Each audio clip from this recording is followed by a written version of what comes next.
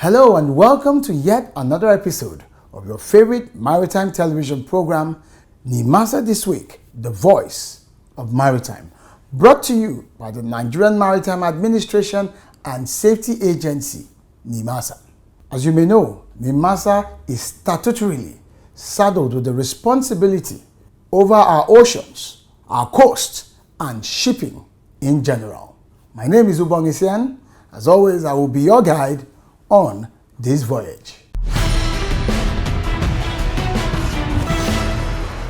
You are watching Nimasa This Week. You're watching Nimasa This Week. You are watching Nimasa This Week. You are watching Nimasa This Week. The voice of maritime. Voice of Maritime. Voice of Maritime. Stay tuned. Stay tuned. Stay tuned. Nimasa This Week, the voice of maritime, showing on these stations.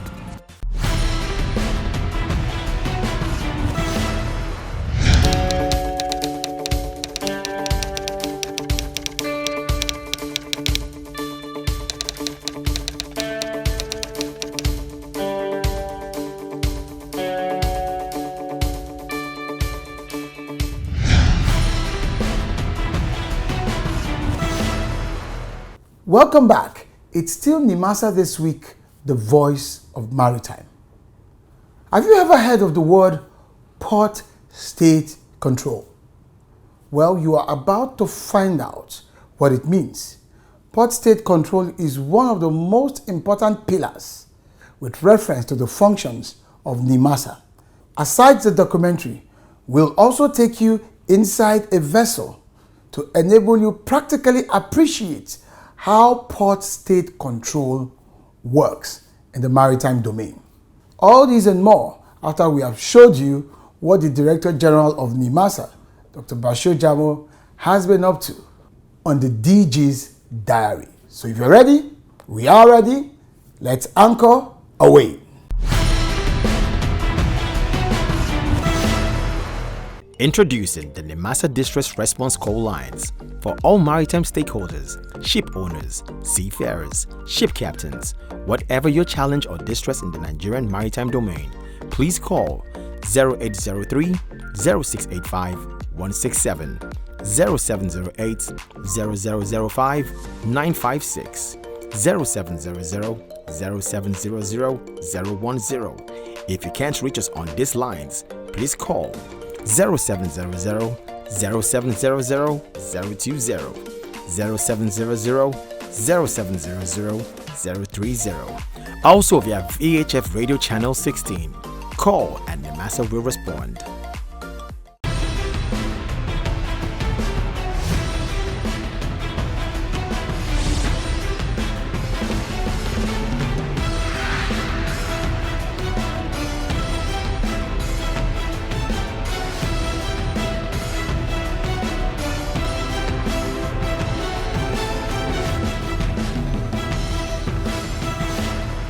The Director General of Nigerian Maritime Administration and Safety Agency, Dr. Bashir Jamoh, has made a case for performance over examination-based evaluation that is currently in use in the promotion of staff of the agency.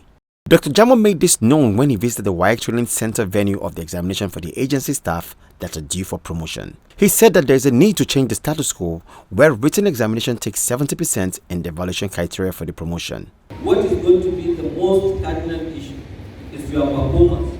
What do you elevate? What do you achieve? And what is the performance?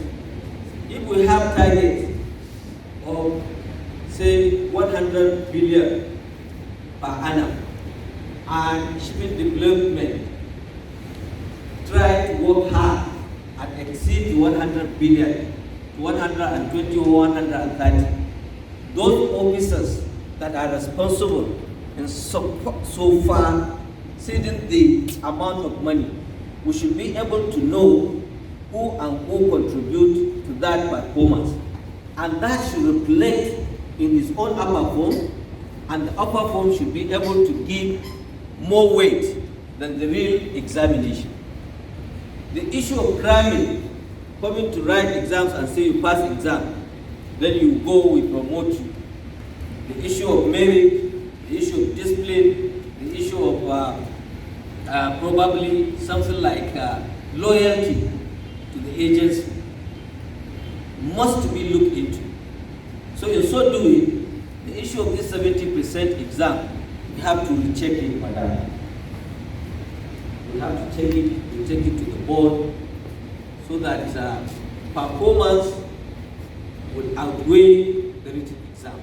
Because staff concentrate more and they are more concerned in passing the exams rather than adding the value in the system. So the system is suffering. The DG assured that from next year, the agency will make sure that performance takes 70% of the promotion evaluation criteria rather than written examinations. But for next year, definitely we are going to do something on the issue of grading of math. I look at that 30% as something very low, because that is where the work is. The performance of lifting the standard of the agency, successes must be higher than the examination, because we are not in academia. If you are in academia, then you say yes, that's the basis of giving you certificate. But exams cannot be only the basis of giving you promotion. Other factors must go into. We will go back to the drawing board, we look at this marking, and we see how we can improve your promotion. Cannot only be based on passing exams, but also on the basis of your performance. Dr. Jamoh charged the staff to be creative and innovative in the way and manner they carry out their assigned tasks and go the extra length for the agency to achieve its objectives. We should be able to create our own niche. We should be able to say, oh, this is what we are after, and we go for it, and we make sure that we do it, so that we can be able to check this agency for public good. So ladies and gentlemen, I really congratulate you for reaching this milestone, and I pray for all of you to pass. I don't expect anyone to fail. The written examination is a yearly exercise where eligible staff due for promotion are subjected and assessed by a written test to determine their qualification for the next grade level in the agency.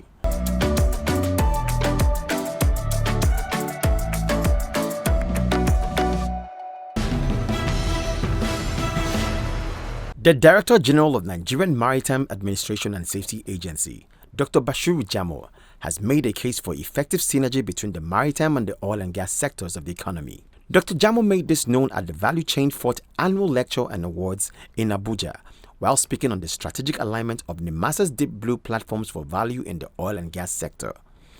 The DG Nimasa said that the Deep Blue project assets can be collaboratively used to bring down the cost in the oil and gas sector.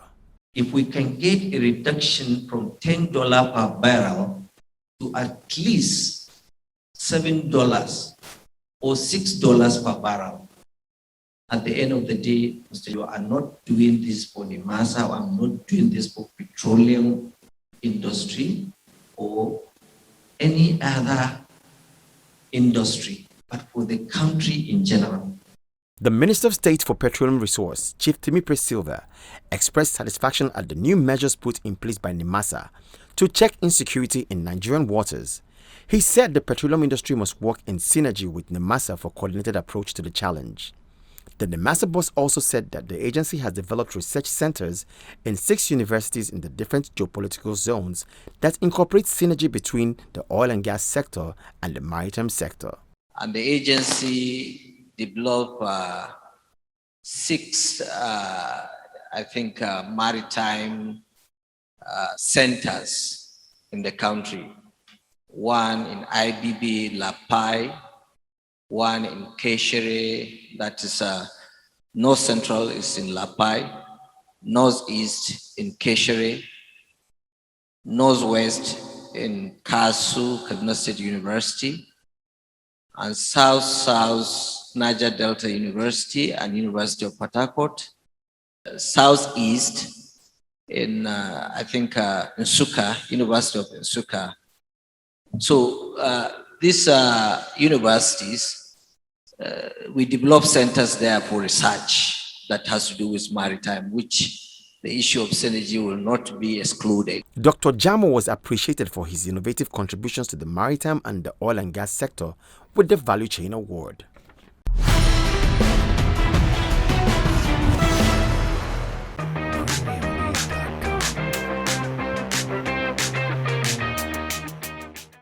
State Control is the inspection of foreign ships in national ports to verify that the condition of the ship and its equipment comply with the requirements of International Maritime Organization's regulations and that the ship is manned and operated in compliance with these rules. The Memorandum of Understanding on Port State Control for the West and Central African Region, generally referred to as Abuja MOU, is one of the 9 regional MOUs established according to the IMO resolution to encourage harmonization and coordination of port state control activities.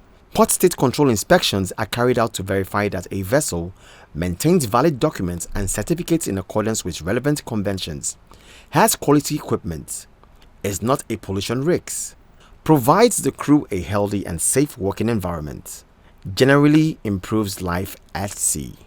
What Port State is basically about is inspecting, checking their papers, making sure that they are doing the minimum safety standards for the ships nationwide. The survey involves checking important shipping documents, technical details, and structural elements of the ship in both deck and engine.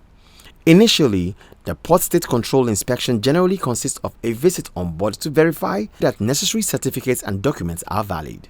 The initial visit also allows the inspector to judge the general appearance and condition of the vessel.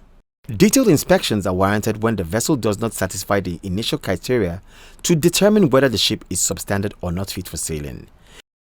In some instances, the deficiencies noted by the Port State Control Inspector are rectified while the inspector is still on board, and the vessel allowed to depart on schedule.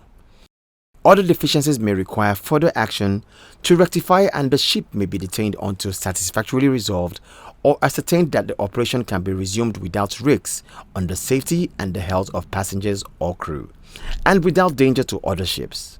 Usually we board various vessels, so many vessels, and we inspect the vessel according to international convention, the IMO conventions.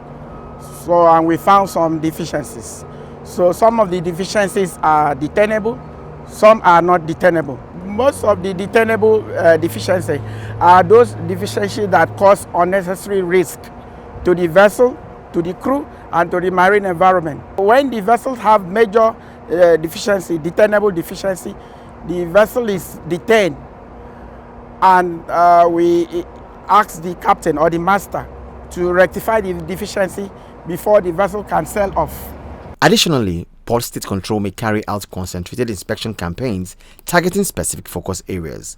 Numerous port authorities throughout the world have implemented Port State Control inspections and are maintaining databases to monitor owners and vessels that may be targeted based on their Port State Control performance.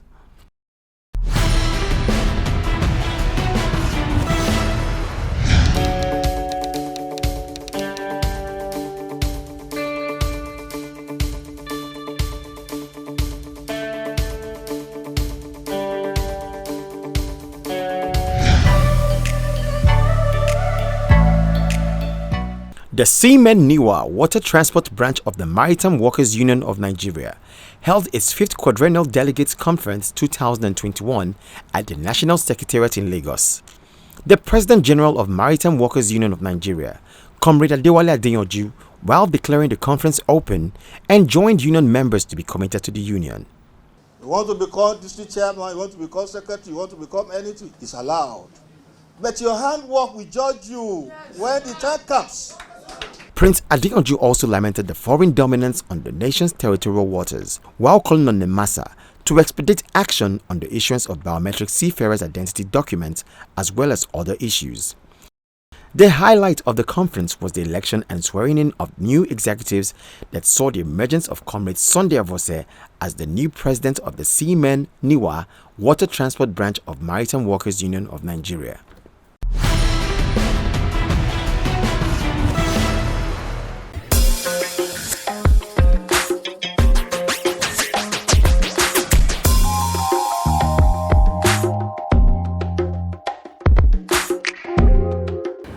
Captain Omotosho, in summary, we would like to discuss what is the significance of safety of navigation.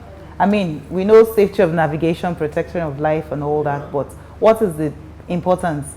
With respect to SOLAS, safety of navigation is moving ships safely from one point to another. But a lot of things are involved, and that is, one, safety of life at sea, which is number one, which is paramount. Protection of the marine environment, and that is number two. Now, protection of marine or maritime asset, which is number three. You also need to providing security for the seafarers, the ship, and the cargo being carried, which invariably we kind of reduce insurance premium being paid on those vessels, you know, coming down to, for example, the Gulf of Guinea. Dr. Etang, you've discussed the obligation of the flag administration, the maritime administration, which is Nimasa. Like you said, their role is to ensure compliance of these life-saving appliances on board ships. Can you tell us what are the obligations of the ship owners and the crew in respect of life-saving appliances? Every ship owners that have subjected his or her vessels to a particular flag is entitled to comply with the set guidelines set by the flag states and in line with the quality management systems developed by the company. Okay? And must also train their crew on board to meet the requirements required to either service such life-saving appliances or operate them as at when it is needed. Okay, thank you, sir. So, Captain Omotosho, on a final note, what's the status of implementation of safety of navigation in Nigeria? So far, so good. We are not doing badly. Very good. We have a lot of things in place, and now we are even improving on it more. If you remember, we just launched the Deep Blue project, which is to improve on our security. Okay. And also we are looking for a way now to see how we can align it with our enforcement to see how we are doing. We've also gone a little bit more on examination of seafarers to make sure they are competent enough to be able to work in line with SOLAS. Also, we are doing well in the aspect of rescue operations. We have some people trained now to conduct rescue operations, and some of our boats are already under repairs for that purpose. That in implementing the SOLAS, the key thing is prevention. The key thing is prevention, and that is why the people in safety department does not rely on their effort to go for enforcement when it comes to post state and flag state inspections to make sure the ships are maintained and are kept up to standard. Thank you, Captain Omotosho. Dr. Etang, final words on life-saving appliances. What is the importance? How is it crucial to safety of navigation generally, or how is it important to have these life-saving appliances on board ships? Considering the peculiar nature under which ships are being subjected to harsh environments, it is very, very, very important and to ensure that safe life-saving appliances are provided as specified on board each vessels to enable safe life of the crew or any passengers that are on board the vessel.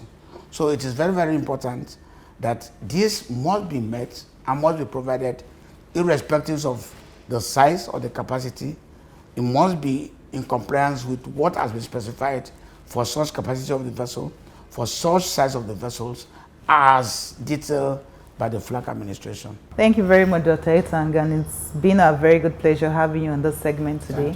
Thank you very much, Captain Omotosho, too. Thank you for coming on this segment today. Thank you very much, ma'am. So viewers, that's as much as we can bring you today on the SOLAS Convention. Stay tuned till we'll see you next time for the concluding part of the SOLAS Convention.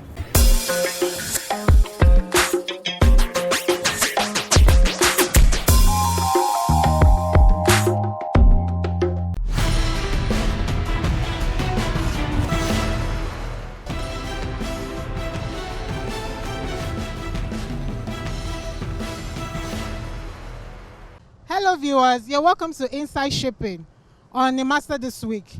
And with me on today's segment we have Engineer Bashir Jamoh, a Port State Control Officer. And to my right, Engineer Joseph Zamani, Port State Control Officer. Engineer Bassey, can you tell us on the show today what we are here to do today?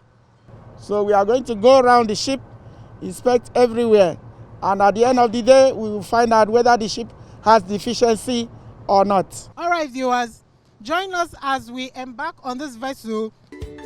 The Port State Control Unit of the Marine Safety and Seafarer Standard of Nimasa carried out Port State Control on the vessel MV Feronia. The Port State Control officers climbed the gangway and submitted themselves to the gangway watch for proper identification before they were allowed access to the ship.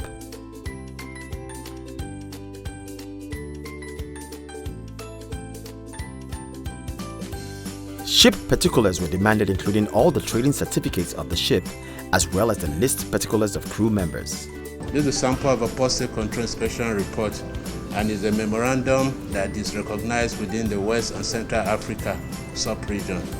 So if you are inspected here and with a zero deficiency, so the inspection is valid for a period of 6 months. Then this is the other part where we'll conduct the area inspected. As my senior colleague said, to inspect the navigation bridge, the engine room, on deck. Then we'll have the operational drills where we'll do some drills afterwards. Then at the end of the day, we'll put our information here. The control room was the first point of call to make sure that all facilities are working and records of the weekly test were all checked. Chief Engineer on motor vessel Feronia. Here we have our electrician and third engineer. We're working on this vessel. Now we are in control room. The engine room was visited and an inspection was carried out on the engine of the ship to ascertain cleanliness as well as its safety, while also checking the steering gear. The steering gear is quite okay, and it was tested about last week, and the sea is very clean, no leakage, and it's very okay. Life-saving appliances were also checked for vessel readiness to handle emergencies.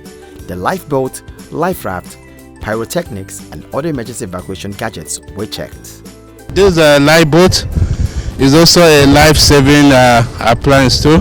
Inside the lifeboat, we still have some safety pyrotechnics like the hand flare, the smoke signals, and which you can use to call for the distress calls. Also, the fire plan of the vessel was inspected and other life-saving gadgets were tested. A ship abandonment drill was carried out as the crew responded to the alarm.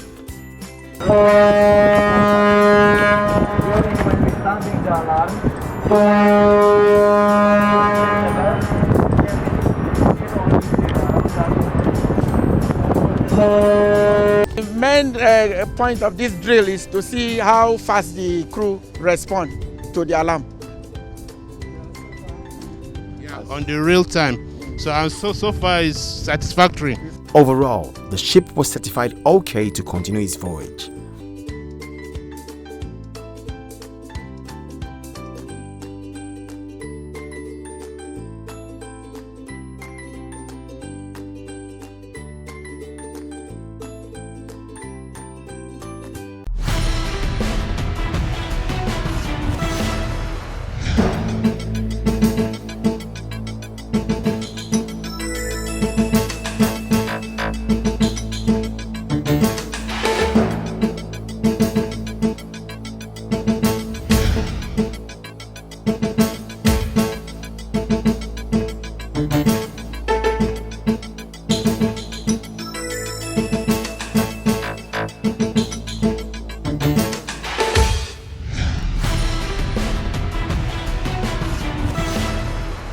Welcome back. It's still Nimasa this week, the voice of maritime. Now I'm sure you understand what Port State Control means. So let's continue this conversation online.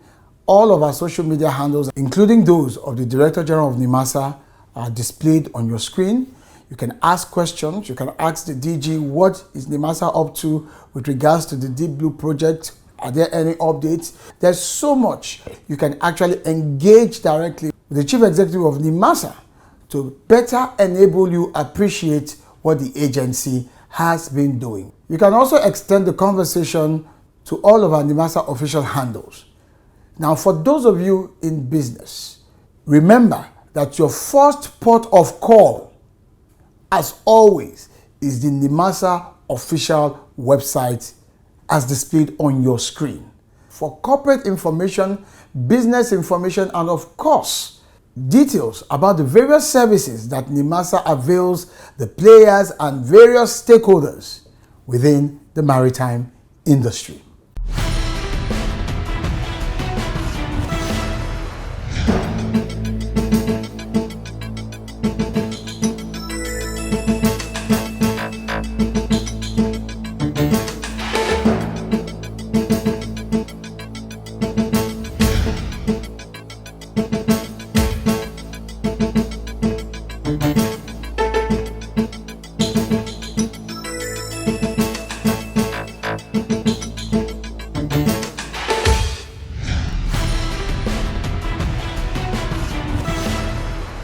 Thank you for watching today's episode of your favorite maritime television program, Nimasa This Week, the Voice of Maritime. And I do hope that you enjoyed learning some of the things that you have discovered with regard to what's happening in the shipping industry and what the agency is committed to doing to ensure that we prosper through our oceans. And if there's anything the maritime world has taught me, and I believe should teach you, every one of us should strive to be as free as the ocean. My name remains Ubong Essien, asking you to stay on course till I see you next time. Bye-bye.